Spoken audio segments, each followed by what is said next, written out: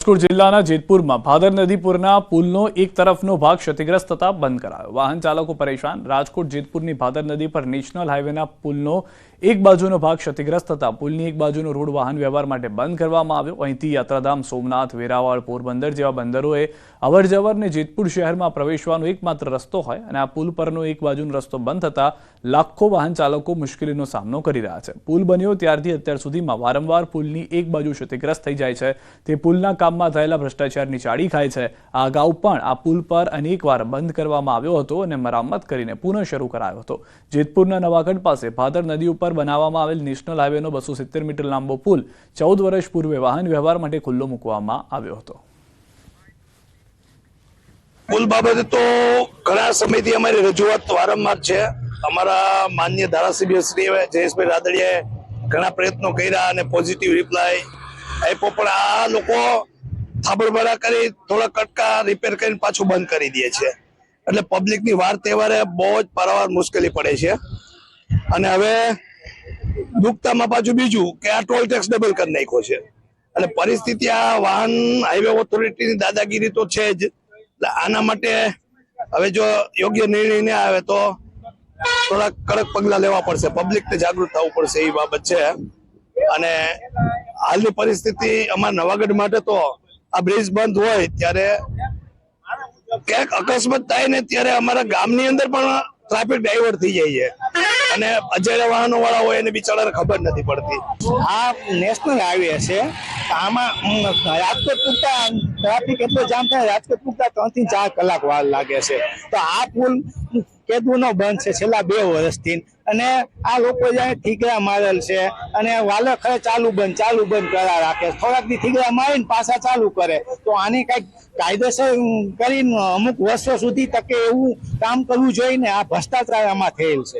સમાઈ ગયેલી પૌરાણિક દ્વારકા નગરી શોધવા મરીન આર્કિયોલોજીકલ વિભાગ વધુ એક પ્રયાસ શરૂ કરી ચૂકી છે। વિશ્વના ભૌગોલિક ઇતિહાસમાં પૌરાણિક દ્વારકા નગરીનું નામ મોખરે આવે છે, ત્યારે મરીન આર્કિયોલોજી ઓફ ઇન્ડિયા દ્વારા દરિયાની અંદર સ્કુબા ડ્રાઈવરોને મોકલી પૌરાણિક દ્વારકા નગરીના અવશેષોનો અભ્યાસ કરવામાં આવી રહ્યો છે।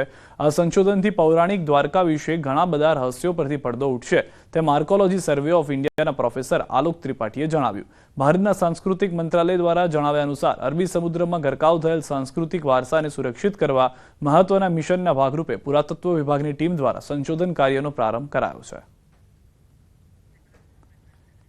દ્રશ્યોમાં પણ આપ જોઈ રહ્યા છો કે આખી ટીમ જે છે તે દરિયાની અંદર છે અને એ પણ પ્રયાસ કરી રહી છે કે કોઈક એવા અવશેષો અથવા તો એવા પુરાવા મળી શકે કે જેના કારણે હજી પણ દ્વારકાનો વિકાસ થાય, દ્વારકાને લોકો એ નજરે પણ જોવે કે કઈ રીતે દુનિયાની સૌથી પુરાતત્વ જગ્યામાંથી એક અથવા એક શહેરમાંથી એક માનવામાં આવે છે।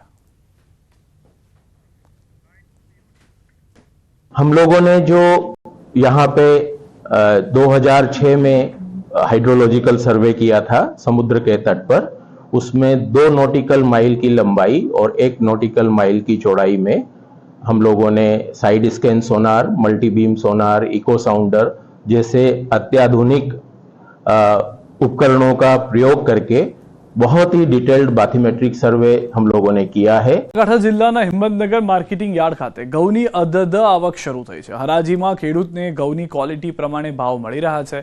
સરેરાશ ભાવની વાત કરીએ તો 580 થી 725 સુધી સારા ભાવ મળતા હોય છે, અને એટલે સાબરકાંઠા જિલ્લા ઉપરાંત અન્ય જિલ્લા અને તાલુકાઓમાંથી ઘઉંની આવક અહીં વધુ થતી હોય છે, જેને લઈ હિંમતનગર માર્કેટિંગ યાર્ડ ખાતે સારી ક્વોલિટી પ્રમાણે ભાવ મળી રહ્યા છે।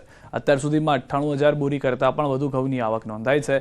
આમ તો શરૂઆતથી જ ઘઉંના સારા ભાવ મળી રહ્યા છે, ત્યારે આવનાર દિવસોમાં આનાથી પણ વધુ સારા ભાવ મળે તેવું લાગી રહ્યું છે। ત્યારે વધુ ભાવ મહિલાઓના બજેટ પર અસર થાય તેવું કરી રહ્યા છે, અને ઘઉંના ભાવ આસમાને પહોંચે તેમાં નવાઈ નહીં। હિંમતનગર માર્કેટ યાર્ડમાં ઘઉં લઈને આવ્યો તો 725 રૂપિયા ભાવ પડે, બહુ સારું છે। અને ખુશ્બુ એગ્રોમાં ગામનું નામ ગાયત્રી કંપા, બહુ સારી ખુશી છે। ખેતીવાડી ઉત્પન્ન બજાર સમિતિ હિંમતનગર ખાતે સાબરકાંઠા જિલ્લા સિવાય અન્ય તાલુકા જિલ્લાના માલો અહીંયા આવે છે। વેચાણ સારું, સારા એવા ભાવ મળે છે ખેડૂતોને। અત્યાર સુધીમાં 98,505 બોરીની આવક થઈ છે। 480 થી 725 સુધીના ભાવ મળેલા છે ખેડૂતોને। સારા ભાવ પડવાના કારણે ખેડૂતોમાં ખુશી છે અને અહીં વેચાણ સારું માલ લઈને આવે છે। માર્કેટમાં ઘઉં લઈને આવેલો છું। ઘઉંના ભાવ 500 થી 725 સુધી પડે છે। અત્યારે પૈસાની જરૂર છે દરેકને, ભાવ સારું પડે છે. હું માર્કેટમાં ઘઉં વેચવા માટે આવેલો છું. માર્કેટમાં સરેરાશ ભાવ 500 થી 750 સુધીના પડે છે અને જો માલ હોય એવી ક્વોલિટી હોય એ પ્રમાણે ભાવ સારા મળે છે. એમાં સંતોષ છે અમારો. ચરણ સ્વામીની શ્રી કૃષ્ણ પરની ટિપ્પણીએ ઉગ્ર સ્વરૂપ લીધું છે. હવે આ મુદ્દે કબરાઉ ધામના ગાદીપતિ મણિધર બાપુએ બફાટ કરનાર સ્વામીને આડેહાથ લીધા અને કહ્યું કે આ એસેમ્બલ કંપની હરામનું ખાઈ પીને બફાટ કરે છે, આતંકવાદી છે. જ્યાં સુધી ભગવાન દ્વારકાધીશ અને શંકરાચાર્ય પાસે આવીને માફી નહીં માંગે ત્યાં સુધી માફ નથી કરવાના. આગામી દિવસોમાં ઉપવાસ પર બેસશે. આજકાલની અને જેને કહેવાય કે એસેમ્બલ કંપની, આને કંપની કહું છું, એસેમ્બલ કંપની હરામનું ખાય જેમ આવે એમ બફાટ કરે છે, લખવા માંડ્યા. શું એના ઘરનો ધંધો છે, કાયદો છે અને કોઈ કહેવાવાળું નથી.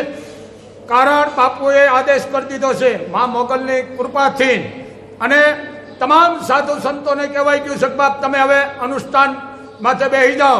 જ્યાં સુધી આપણે શંકરાચાર્યને સામે માફી ન માગે, અખિલ બ્રહ્માંડના માલિક કૃષ્ણની આગળ લખાણ ન દે ત્યાં સુધી આને માફ નથી કરવાના. ફૂડ એન્ડ ડ્રગ વિભાગ નાગરિકો શુદ્ધ ખોરાક મળે એ માટે કટિબદ્ધ છે. નડિયાદમાંથી શ્રી શેમ ડેરી પ્રોડક્ટ નામની ઘી બનાવતી ડેરીમાંથી 3100 કિલો બનાવટી ઘી જપ્ત કરવામાં આવ્યું છે. અંદાજે 3 ટન જેટલી કિંમતનો 8.75 લાખનો જથ્થો જપ્ત કરવામાં આવ્યો. 5 કિલો ઘીની ફ્લેવર સહિત ભેળસેળ માટે બટર ઓઇલ પણ પકડવામાં આવ્યું છે. આ અગાઉ આ વ્યક્તિ ભેળસેળમાં પકડાયેલ છે, જેને 2 લાખનો દંડ પણ કરવામાં આવ્યો હતો. આ તમામ ભેળસેળ ઘી જપ્ત કરી નમૂનાઓ મોકલવામાં આવ્યા છે. સદર જગ્યાએથી લગભગ 3100 કિલો એટલે કે 3 ટનથી પણ વધારે બનાવટી ભેળસેળવાળું ઘી જપ્ત કરવામાં આવેલ છે. આની અંદાજિત કિંમત 8,75,000 જેવી થાય છે. સદર પેઢીમાંથી 5 કિલો જેટલી ઘીની ફ્લેવર મળી આવી છે. ઘીમાં ભેળસેળ માટે બટર ઓઇલ મળી આવેલું છે અને આ બધો જથ્થો જપ્ત કરીને તેના 3 અલગ અલગ નમૂના લઈને લેબમાં પૃથ્થકરણ માટે મોકલવામાં આવેલા છે. એક નકલી ઘીની ફેક્ટરી ઝડપાઈ છે. નડિયાદ ડાકોર રોડ ઉપર આવેલી શ્રી શેમ કલ્યાણી ફેક્ટરીમાં દરોડા પાડવામાં આવ્યા. 3109 કિલો ઘી અને ભેળસેળ કરાતું પદાર્થ જપ્ત કરાયો છે. નડિયાદ ફૂડ એન્ડ ડ્રગ વિભાગે 3 અલગ અલગ સેમ્પલ લીધા. 8.75 લાખનું શંકાસ્પદ ઘી અને મુદ્દામાલ જપ્ત કરાયો. થોડુંક ચોખ્ખું ઘી છે, બાકી બધું ઘી જે છે અમે એક બટર ઓઇલ કરીને આવે છે, તૈયાર લિક્વિડ આવે છે, એમાં ફ્લેવર આવે છે ઘીની, એ ઉમેરી મિક્સ કરી મશીનમાં મિક્સ કરી અને પછી અમે એને ડબ્બા પેક કરી ઉપર અમારું કંપનીનું કે અમારી જે બ્રાન્ડ છે મારી ને વેચાણ કરીએ છીએ. આ કેસની અંદર અગાઉ 2 વર્ષ પહેલા આ જ ફેક્ટરીમાં અમે ભેળસેળ બાબતે રેડ કરેલી, નમૂના લીધેલા, એનો કેસ થયેલો. એમાં ગયા લગભગ જાન્યુઆરીમાં જ અમને દંડ ફટકારવામાં આવેલો અને એ લોકો હમણાં જ દંડ 2 લાખ રૂપિયા ભરી ગયેલા. પ્રખ્યાત પાટણના પટોળા તરફનું આકર્ષણ એક મહિલાને લોકઅપની હવા ખવડાવી રહ્યું છે. જે આ વાત છે અમદાવાદના સાયન્સ સિટી રોડ વિસ્તારની, જ્યાં કપડાના શોરૂમમાં ઓપનિંગ સેરેમનીના દિવસે એક મહિલા ખરીદી કરવા માટે ગઈ હતી. જોકે પ્રથમ નજરે જ આ મહિલાના 2 પટોળા પસંદ આવ્યા, પરંતુ તેની કિંમત કોઈ પણ સામાન્ય વ્યક્તિને પરવડે તેમ ન હતી. પટોળા તરફનું આકર્ષણ આ મહિલાને રોકી શક્યું નહીં અને મહિલાએ કંઈ જ વિચાર્યા વગર નજર ચૂકવી 2 પટોળા સેરવી લીધા, જે ઘટના સીસીટીવી કેમેરામાં કેદ થઈ. મહત્વનું છે કે 23મી માર્ચે વ્રજ વેલેન્ટિયામ ધ્યાન ક્રિએશન નામનો શોરૂમ શરૂ કરવામાં આવ્યો હતો, જેમાં અનેક આમંત્રિત મહેમાનો આવ્યા હતા. જોકે શોરૂમના બિલિંગ કાઉન્ટરની પાસે તેમણે ₹90,000ની કિંમતનું પાટણનું પટોળું અને 30,000ની કિંમતનું રાજકોટનું પટોળું મૂક્યા હતા. જોકે બપોરે 2 વાગ્યાની આસપાસ આ બંને પટોળા ગાયબ હોવાની જાણ તેમને થઈ હતી. શોરૂમના માલિકને જાણ થતાં જ તેણે પોલીસ ફરિયાદ નોંધાવી. સોલા પોલીસે સીસીટીવીના આધારે મહિલાની ધરપકડ કરી છે.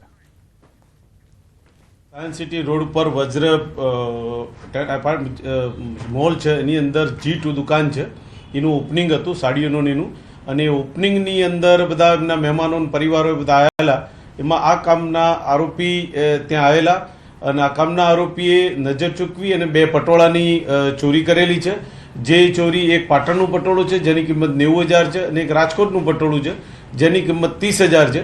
અને એ મતલબની ફરિયાદ જાહેર થતાં સોલા પોલીસ સ્ટેશને ફરિયાદ દાખલ કરી અને હાલ એ ગુનાની તપાસ ચલાવી રહ્યા છે. હાલમાં તપાસમાં તો એવું આવેલું છે કે બેના જ્યારે તે દુકાનમાં ગયા ત્યારે એમના પટોળા જોઈને બહુ જ એમને એક પ્રકારની જિજ્ઞાસા જાગીને લાલચને રોકી ન શક્યા અને નજર ચૂકવીના 2 પટોળાની એમને ચોરી કરેલી છે અને તેની તપાસ હાલ સોલા પોલીસ સ્ટેશન ચલાવી રહેલ છે.